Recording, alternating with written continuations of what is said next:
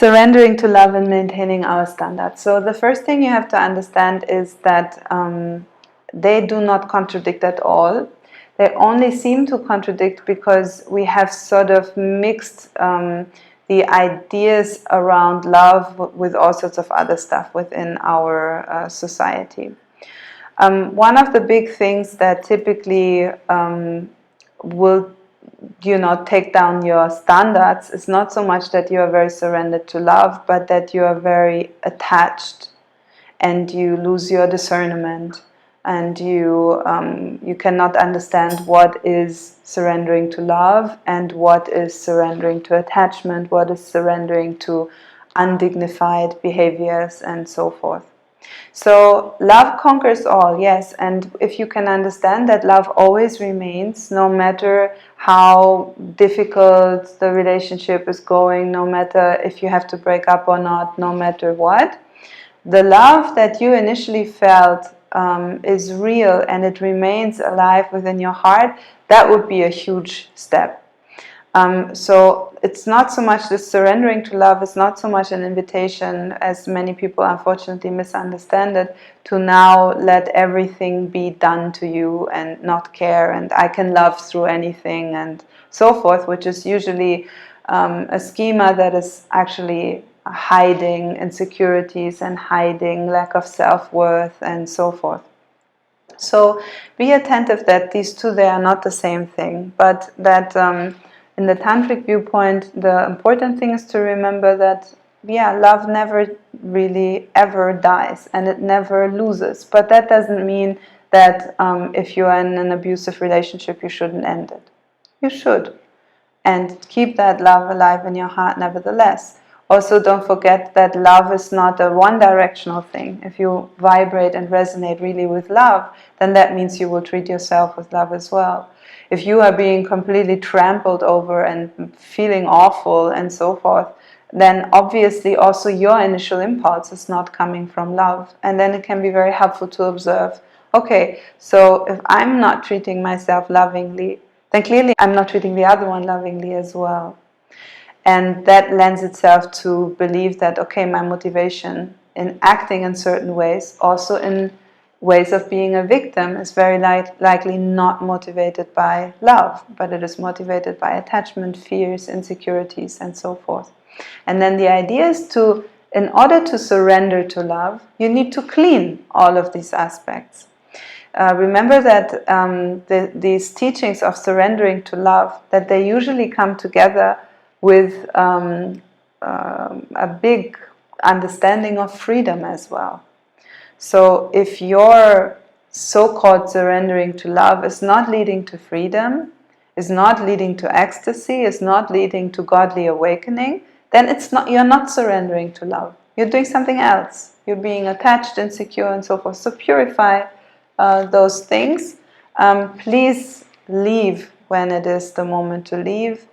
Remember that no matter if you are the victim or the perpetrator of any type of toxicity, emotional abuse, hopefully not physical abuse and so forth, it is bad for both of you if you stay. It doesn't matter if you are the victim and then you think, oh, maybe I stay and eventually they will change. And if I leave them now, then it will be bad for them. No, it's bad for them if you stay, because you make them accumulate a ton of awful karma and you create a ton of awful chains between the two souls that are really, really not healthy.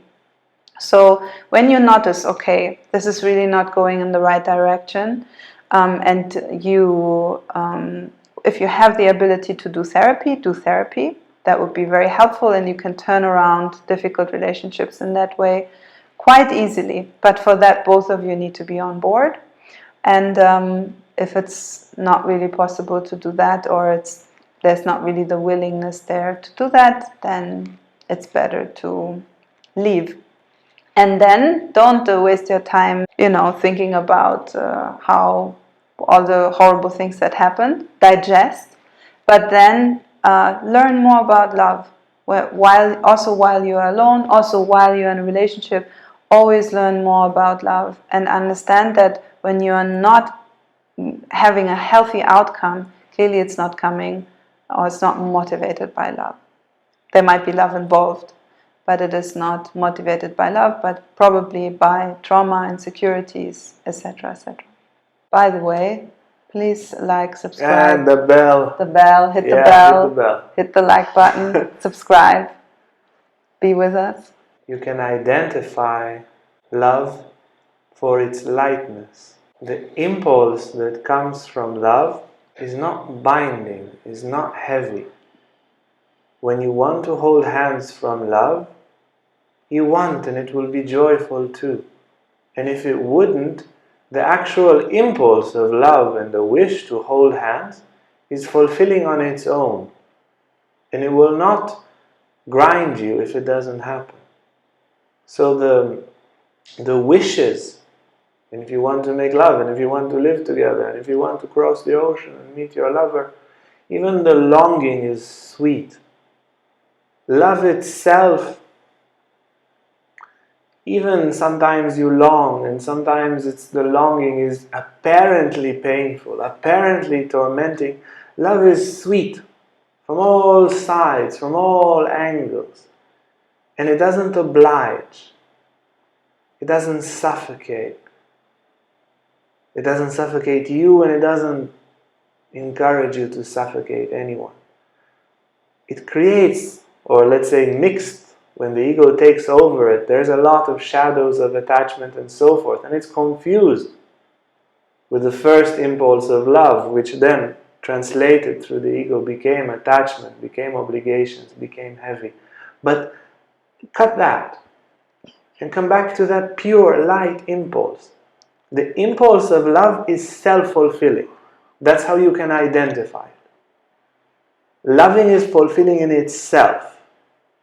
Attachment is fulfilled when you receive it, and tormenting when you don't have it. Love is fulfilled when you have it, and is fulfilled when you don't have it.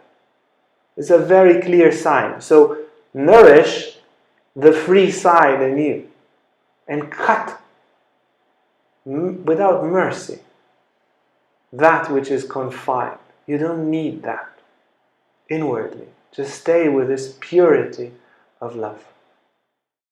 Hey guys, if you like this video, make sure to like and subscribe to our YouTube channel for more content on spirituality, Tantra and more. And if you want to sign up for our online classes or for our retreats, you can see our website on the description below.